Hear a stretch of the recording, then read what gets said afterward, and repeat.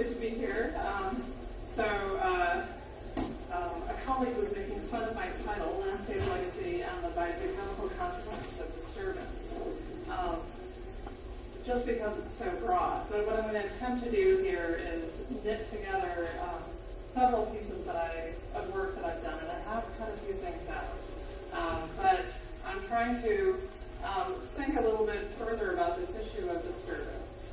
And it's worth noting that I call myself a soil biogeochemist because I do work on soils.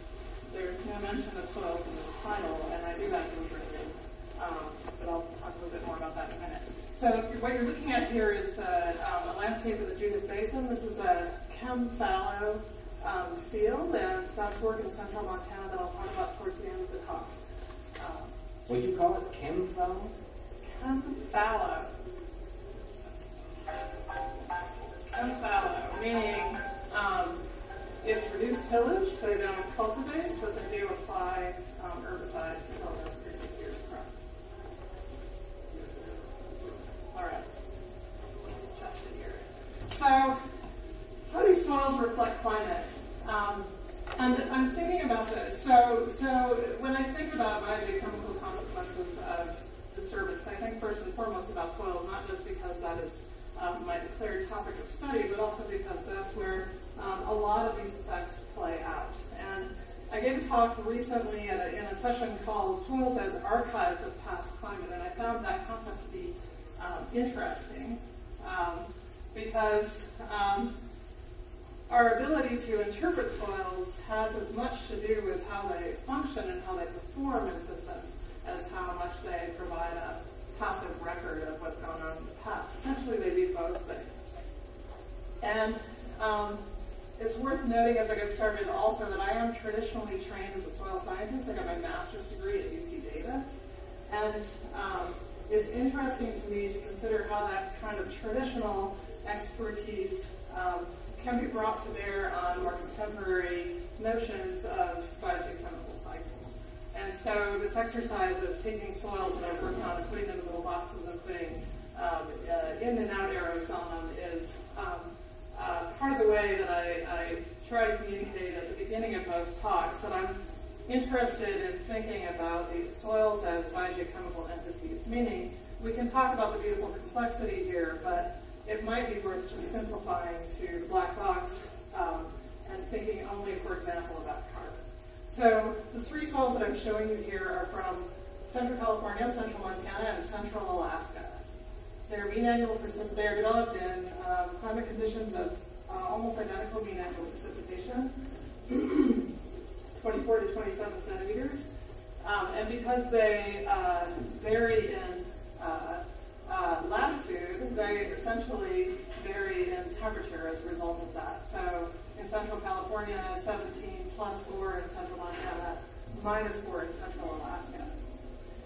And so if we ignore the beautiful mineral complexity that is laid out in these soil profiles and think only about carbon, we can distill to a bottom line that says, as we vary mean annual temperature, we vary the carbon inventory of these soils. So we go from 5 in Central California to 50 with permafrost in Central Alaska. And so this profound distinction that we can observe across these profiles is really a reflection of climate conditions, but it also is a reference to how these soils perform in those systems. So I'd like to consider two cases: permafrost soils that have accumulated net ecosystem productivity over up to 40,000 year timescales, and how that legacy influences ecological response to disturbance. So soils as actors in ecosystems. And then I'd like to consider this Central Montana work that looks at cultivated former grassland soils and considers how their soil fertility how we mine that soil fertility for food production, and how that plays out as an ecological legacy in the form of nitrating groundwater. So here's my ongoing working figure of the global carbon cycle, and I show this in classes a lot just as a way of illustrating the slower part of the cycle, so carbon cycling into marine sediments, long residence time in rocks, versus the more actively cycling part in which soils play a key role. So 20 to 35% of the more rapidly cycling carbon on the planet is present in soils, and some recent work has expanded the total portion of the inventory in soils quite a bit. It is the conversion of soils for land use purposes that is responsible for some component of this emission to the atmosphere that is anthropogenic, and that plays out in terms of uptake in terrestrial ecosystems back into soils and also into the ocean. And so as we think about the soil carbon pool, I put it in the rapid part, and yet there's a component of it that has a residence time in the biosphere, or however you define it, that is longer. So we see millennial timescales in soil carbon, not just in weathering processes.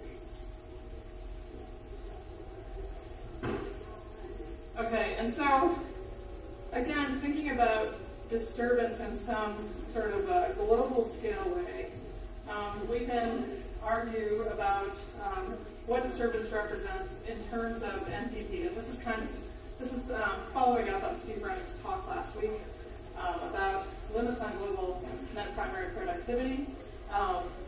He's putting the number at 54 petagrams carbon per year. That is the limit of NPP on the planet. Well, a portion of that NPP is itself stored as net ecosystem productivity. And basically that is biologic soil development. And so that large pool of carbon that soils house essentially accumulates organic matter that amounts to, is accumulated organic matter that amounts to a fraction of NPP per year, about 0.4 petagrams carbon per year.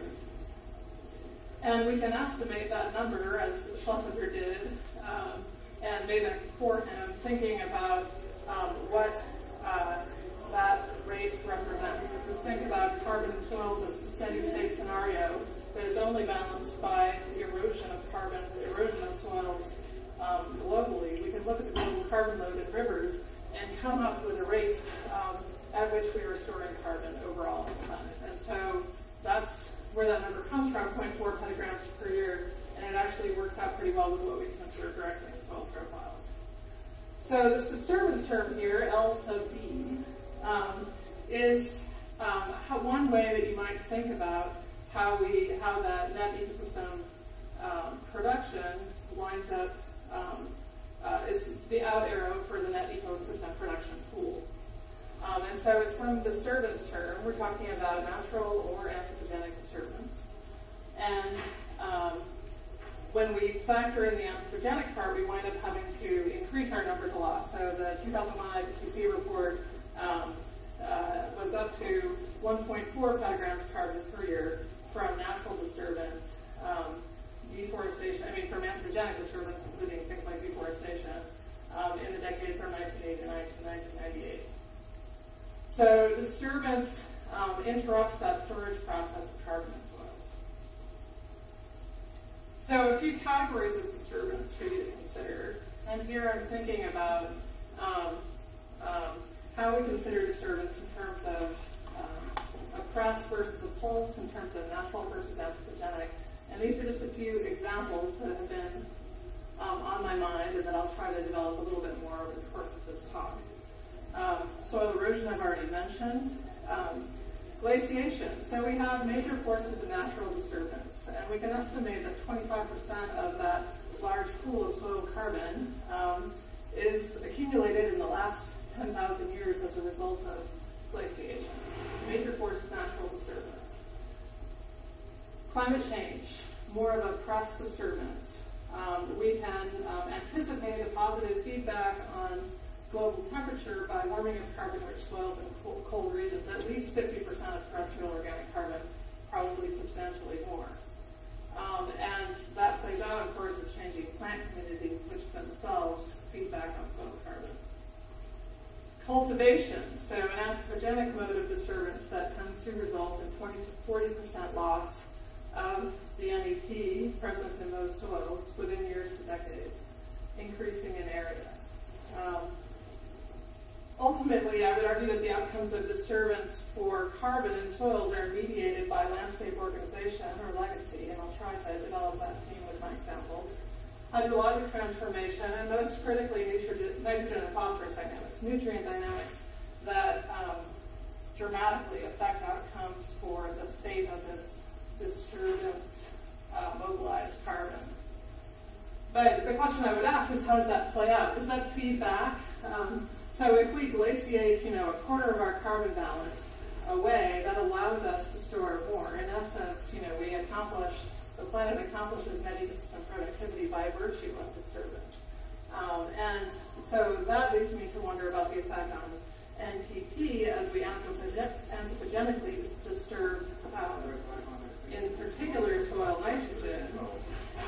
And mine NEP, that store of productivity that is accumulated over 10,000-year timescales. How does that play out in terms of the overall NPP balance that Steve discussed last week?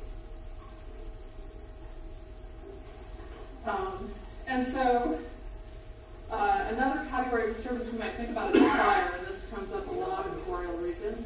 And in essence here, you wind up thinking about, as we think about disturbance in the boreal region, this is some modeling by John O'Donnell, in which he was thinking about the natural disturbance regime being perturbed at different levels of fire severity and fire return interval, and heading towards a new steady state as a result of that game-shifting level of disturbance. But in essence, by trying to understand the transition here, we've, I think, increased our understanding quite a bit about natural disturbance regimes.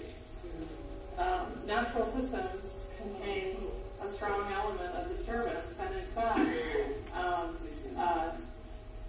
in general, that is the thing that we most need to understand in understanding our own positive feedback, the way that our disturbance will play out. So here's a map that I put up a lot just because it illustrates the amount of carbon stored in permafrost soils. This paper, Tarnkai et al. Actually expanded the total amount of carbon stored in permafrost soils to more than 50%. But it's dramatic enough to say 50%, half of global terrestrial carbon is stored in permafrost soils. And we can estimate that 88% of that is perennially frozen. So a major means of storage, a major avenue of NEP that we disturb with the cross disturbance of climate change. What are the consequences of that?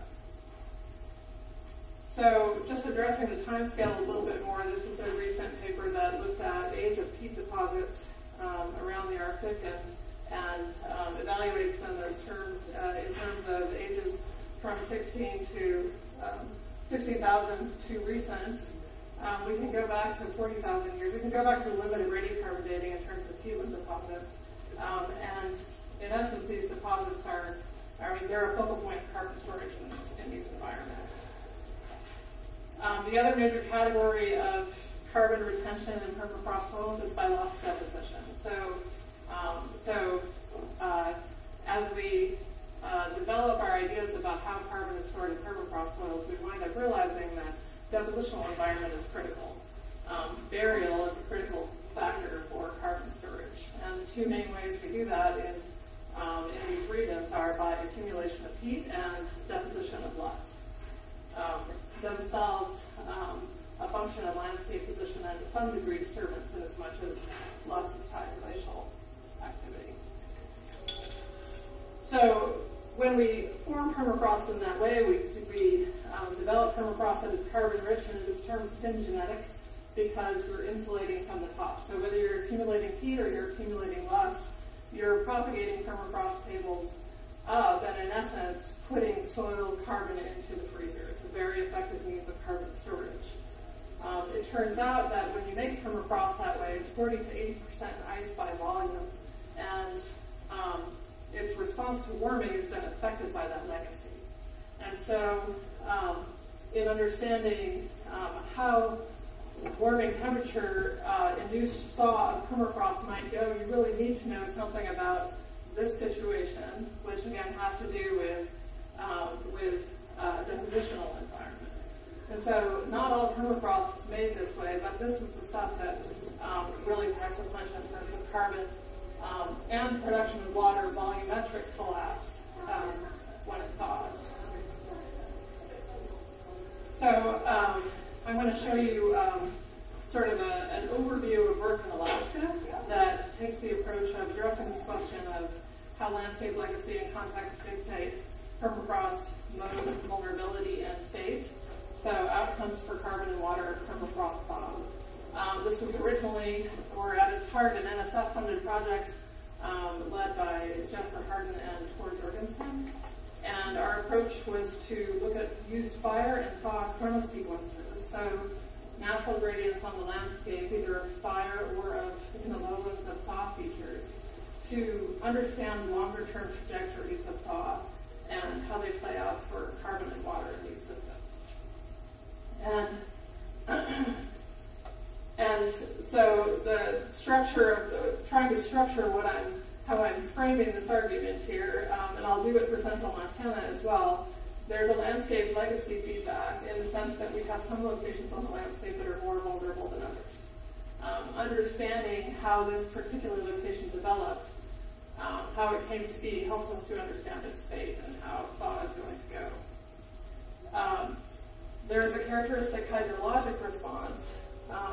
In general, for Central Alaska, we said, look, if we think about this in the broadest sense, we predict that with warming and permafrost thaw, the uplands are going to get drier, the lowlands are going to get wetter.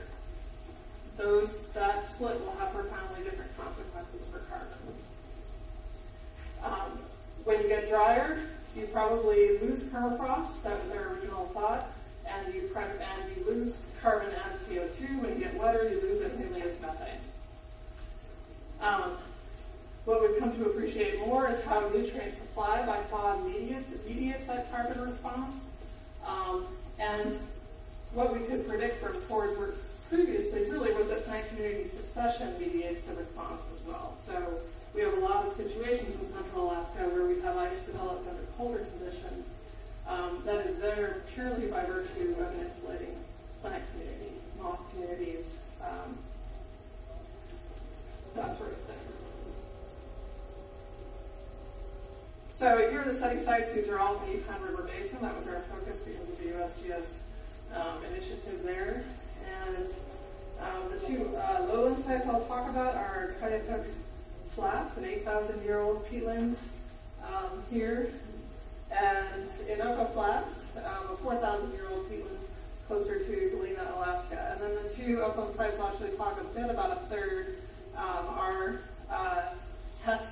the Hess Creek upland. This is deep loess termed Yedema, carbon-rich loess permafrost, and Taylor upland, which is again a black spruce community, a fire chronosequence developed on granitic terrain.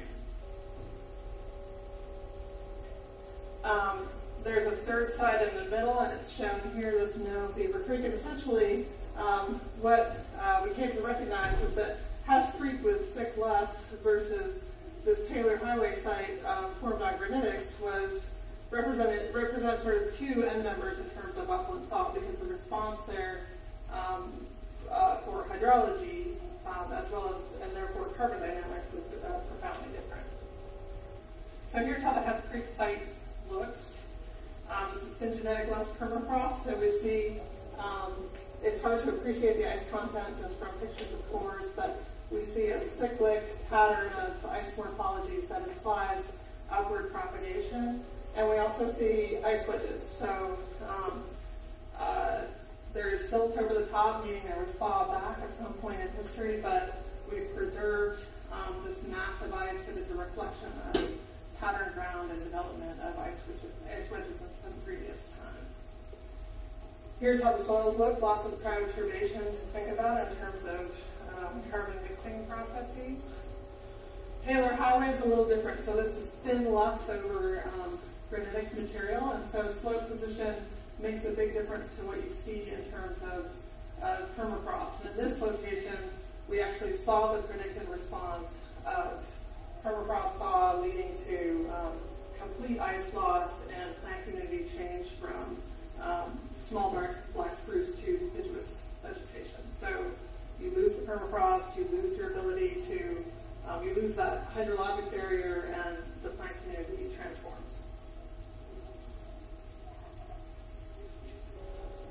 That's a function of that soil moisture, and so that's what's shown here. These are burn chronosequences. So on the left is mature sands.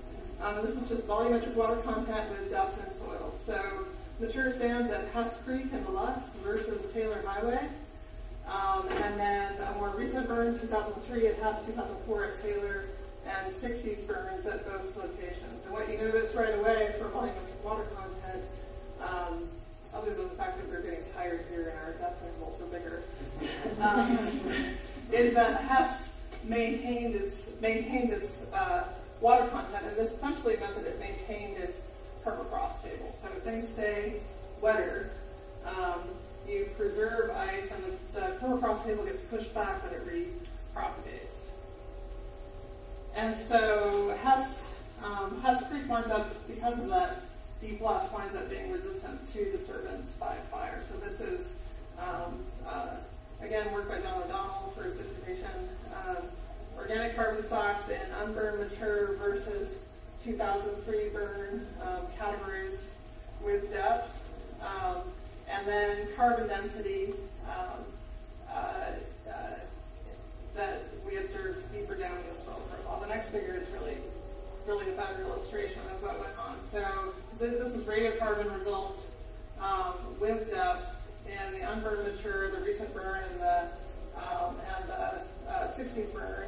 The blue line is the permafrost contact, and what you see right away is with recent burn, you push the permafrost table down just a little, and you push the carbon stock back. So you've actually lost significant carbon just in this close range to where the permafrost table is.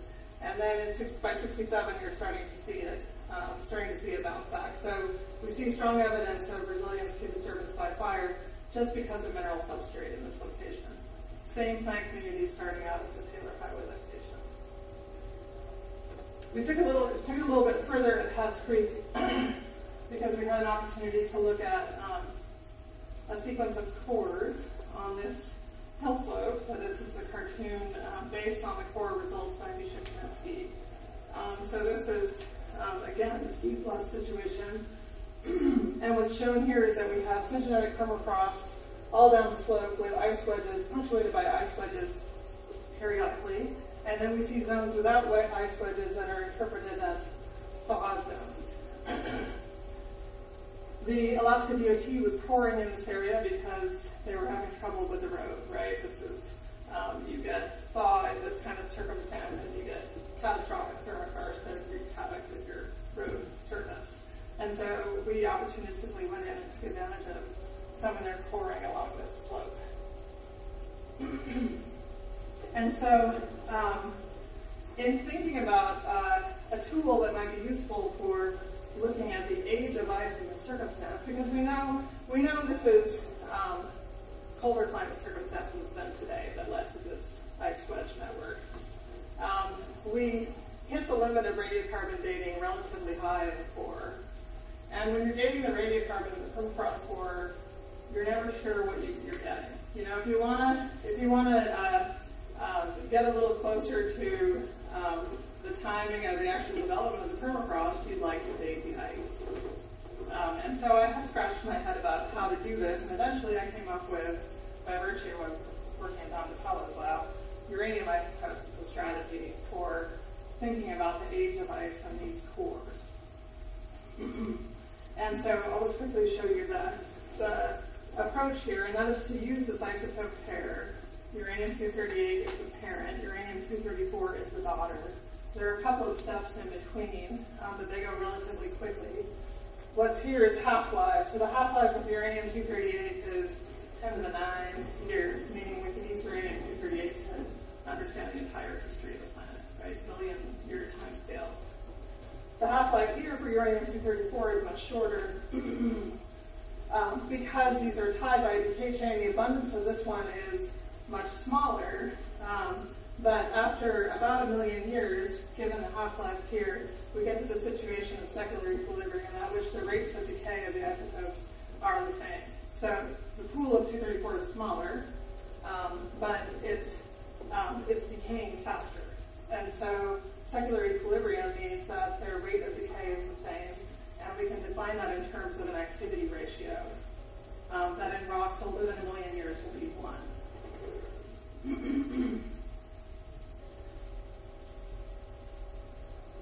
If we take a rock older than 1 million years with an activity ratio of 1 and break it into particles, particularly if we bring that surface area into contact with water and maybe ice, we get what is in fact a chronometer by virtue of the process of alpha decay. So when 238 decays by alpha decay around the surface of this particle, it ejects the daughter effectively into the fluid, either by weakening the crystal matrix or by actually ejecting it. And essentially what happens then is that we get a ratio less than 1 in the particle, because this rind is depleted in 234, and we get a ratio greater than 1 in the fluid. And so what you have is a chronometer that depends only on the surface area of the particles, the uranium concentration in the fluid versus the solid, and time.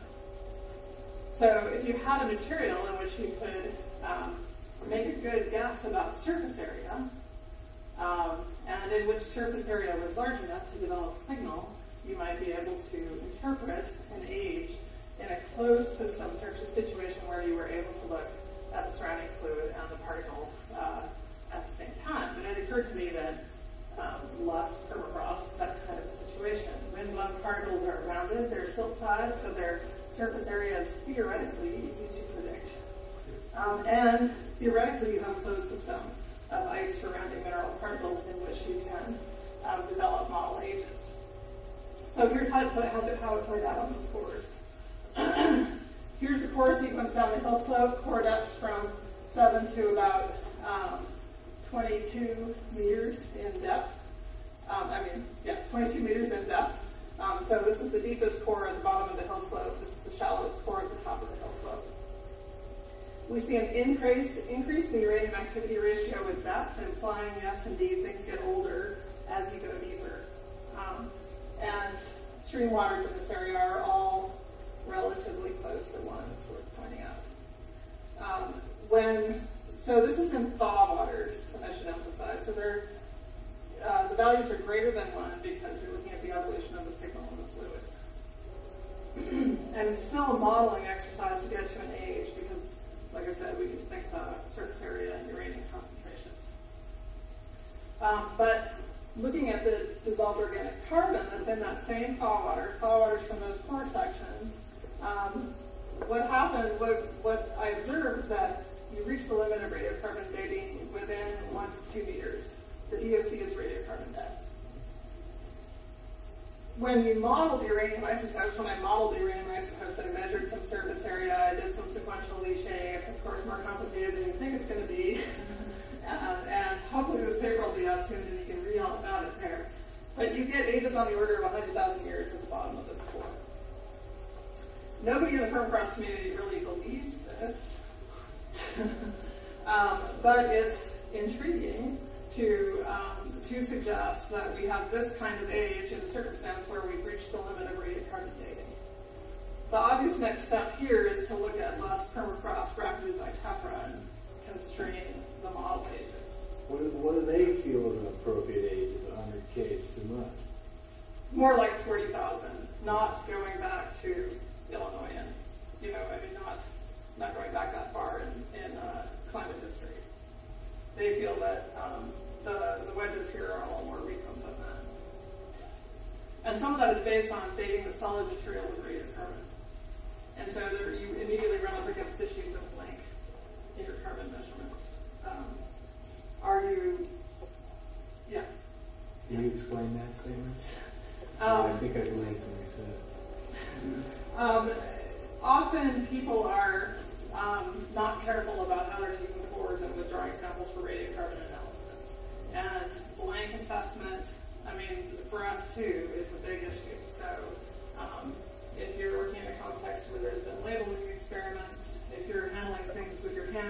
contaminating things with modern carbon that makes the sample that you select look younger. So I think another chronometer is needed to work out those differences.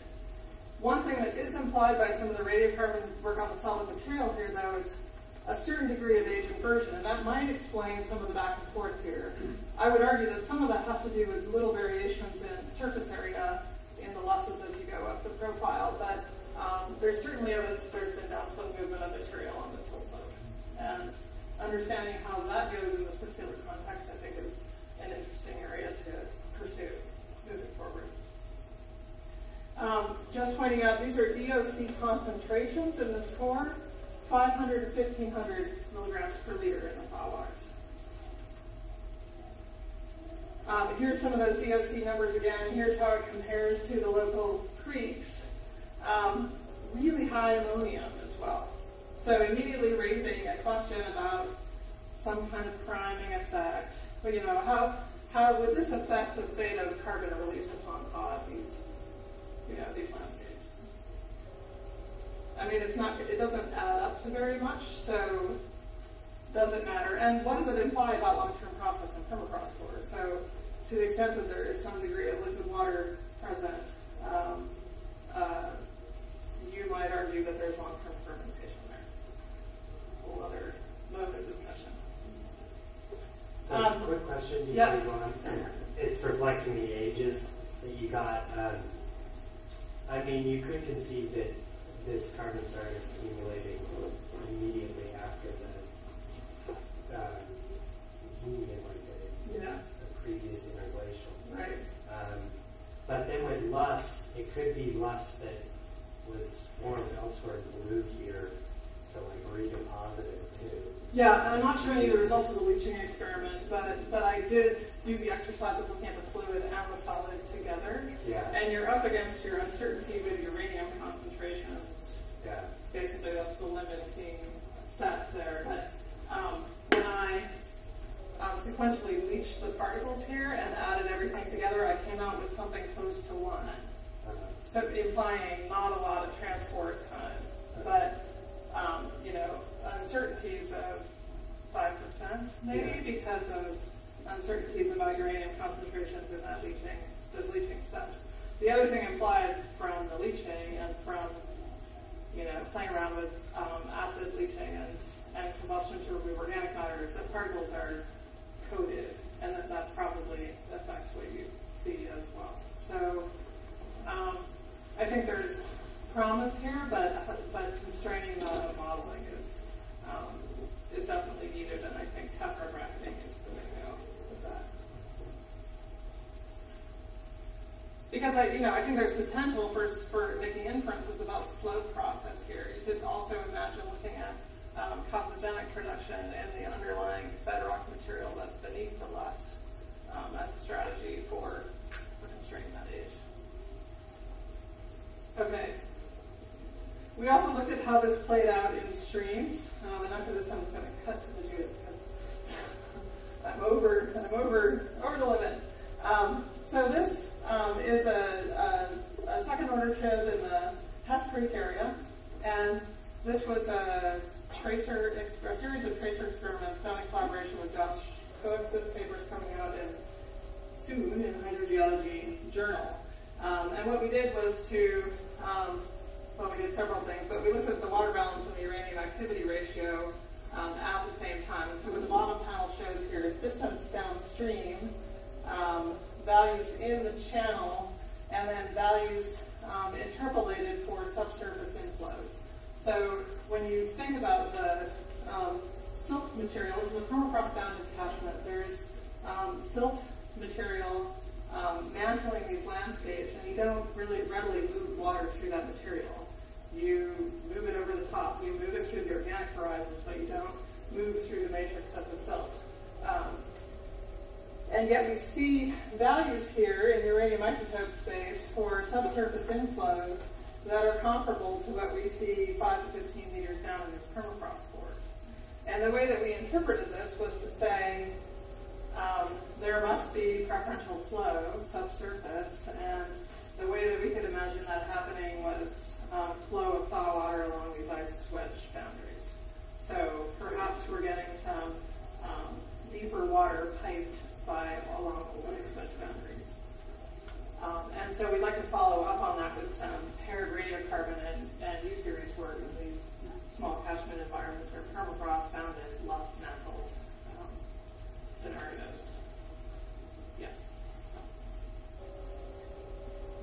plays out in rivers is as a groundwater versus shallow soil water signal. So here's our permafrost cores. This is uranium isotope ratio. What we see at Taylor Highway, where we observed wholesale change of plant community and loss of permafrost post-fire, is high values indicative of groundwater influence. This is also seen in the Porcupine River, and we've been helped in that interpretation with discharge relationships to uranium isotope ratios in the larger river system. But in general, although we get progressively higher in the permafrost cores, we never approach these fracture flow type values for granitic landscapes. Okay. So I'm going to cut to some discussion of the data. So a final closing note on Alaska work, thinking about overall trends in uranium isotopes versus DOC, because of course the agenda here was to think about DOC export in the Yukon. To what extent does permafrost thaw contribute to that? What we see at Taylor Highway is relatively low DOC, higher uranium isotope ratios, similar in the Porcupine River up north, that imply either if these do signal thaw, that DOC has been lost by the time it reaches the river, compared to the levels that we observed in the permafrost cores with less present. We're not even in the ballpark, log plot for DOC. And glacial influence, Tanana River is a whole different scale, headed towards line uranium isotope space just because it is glacial melt dominated. And so we're able to discern this permafrost-bounded catchment situation and the associated permafrost scenario pretty distinctly from what shows up in even smaller order trips in the river system. Okay. I'll skip over just a few things here and cut to the Judith just because I do want to talk about this. You'll bear with me for an extra 5 minutes. So with the Judith, the problem is high groundwater nitrate. And this is where we are in central Montana. This is the Judith River Basin. It's a zone of dryland wheat production. It has shallow unconfined aquifers on these big alluvial fans and stratohorses, and nitrate levels in the shallow water tables that are perched on the underlying Cretaceous age shales are high and rising. People practice fallowing now at about 30%, more like 50% as of 1950, and it's pervasively reduced tillage.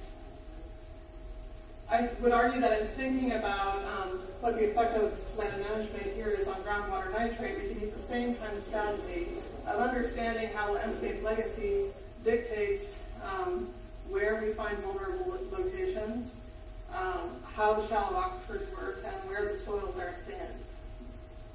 There's a characteristic hydrologic response that we can see as a function of landscape legacy and of land management practice.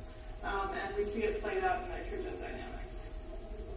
Here are nitrate levels in a monitoring well near Moccasin, doubling in the last 15 years, all above the drinking water limit of 10 ppm, and not related to water level on the well, shown in the blue line. This is data courtesy of the Montana Department of Ag. We know we've had profound perturbation of the nitrogen cycle. This paper says it well. Anthropogenic sources are to add 2 times the natural terrestrial and fixation rate, and we expect from this large annual storage of nitrogen on continents. This cartoon emphasizes it by not dealing with a component that is taken up by the biosphere, about a third of 15 times 12 moles per year added.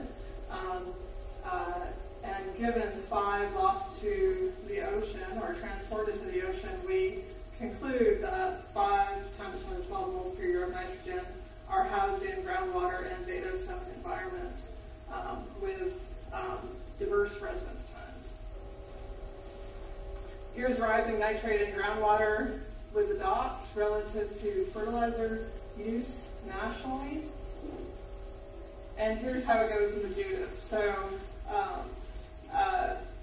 what we see is fertilizer nitrogen 87 versus 2007 on the left, crop nitrogen removal on the right. In 1987, we were taking off a third more nitrogen in the crop than we were putting on in fertilizer in the Judith Basin, implying mining of soil fertility, mining of soil organic matter. As of 1950, there was no nitrogen fertilization in this area. By 2007, we're taking off about what we're putting on. In fact, we're over-fertilizing a little bit relative to crop yield. Okay, I'm going to finish this up in the next 5 minutes, I promise, but I want to get to the punchline about the nitrogen balance in this zone. So we know that cultivation has a profound effect on soil organic matter. If we take a soil plant system that supports native grasses that are very water efficient and cultivate it, we typically lose, we transform the native grass community to cereal crops, progressively add more fertilizer, and harvest organic matter. We essentially push internal cycling of nitrogen. We push mineralization of native organic matter. And in so doing, we lose 20 to 40% of the organic carbon and nitrogen, mostly in the first couple of years following cultivation. So we can use the strategy of thinking about landform evolution and associated soil development, controlling nitrate leaching, and mediating those effects of land use as a way to predict the interaction of landform properties and soil properties in conspiring to raise nitrate in groundwater. We're evaluating farming practices in this study. I won't dwell on this, but we have timing, plot treatments involving fertilizer application timing and a rotational strategy. And we're thinking about these large landforms categorically as a way of scaling to the watershed level. So we see high nitrate levels. The dark blue circles indicate nitrate above the drinking water limit in the shallow aquifer.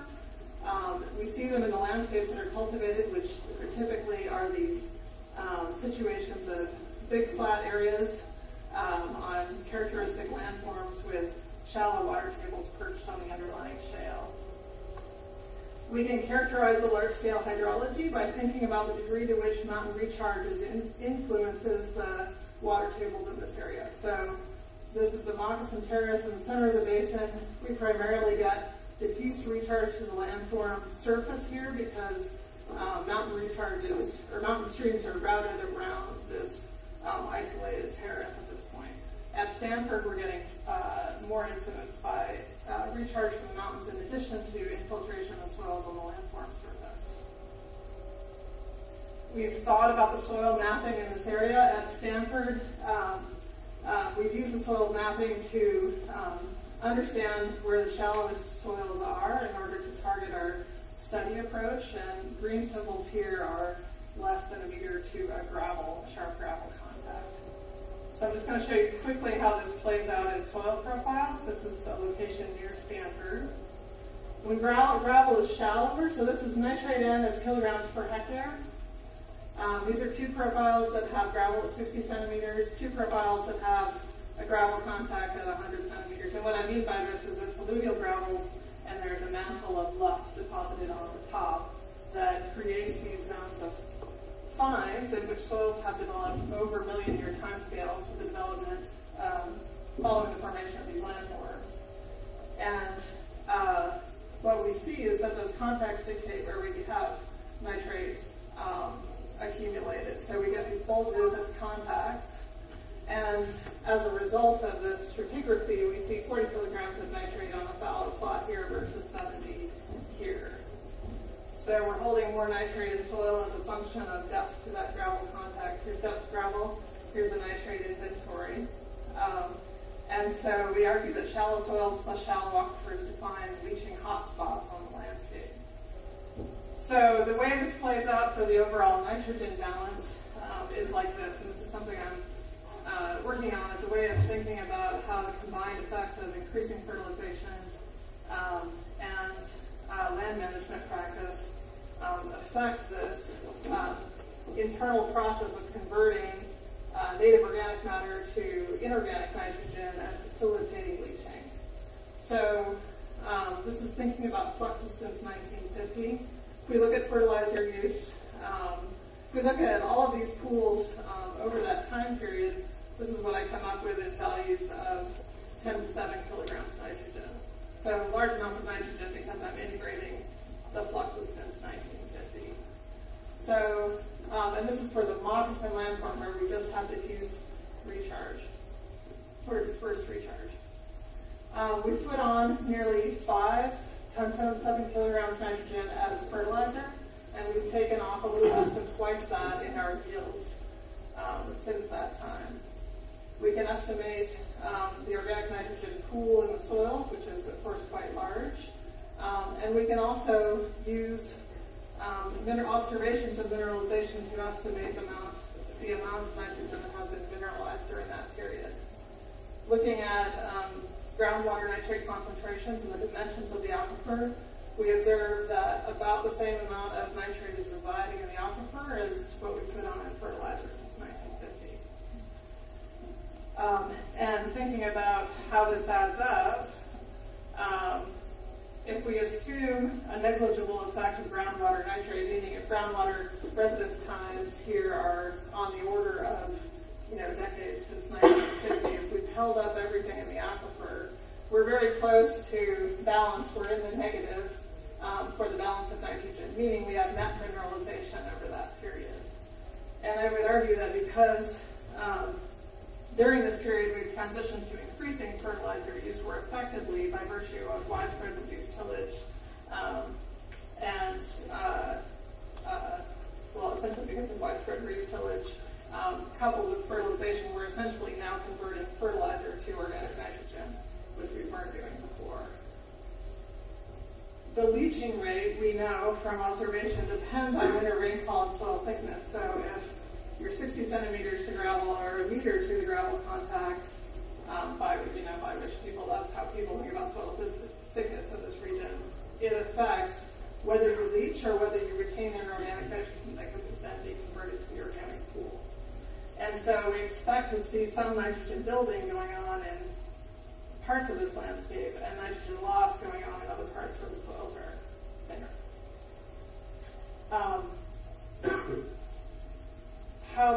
What this represents, what the groundwater nitrate represents in terms of time scale, will rely on our ability to evaluate groundwater residence times. We've done that in a preliminary way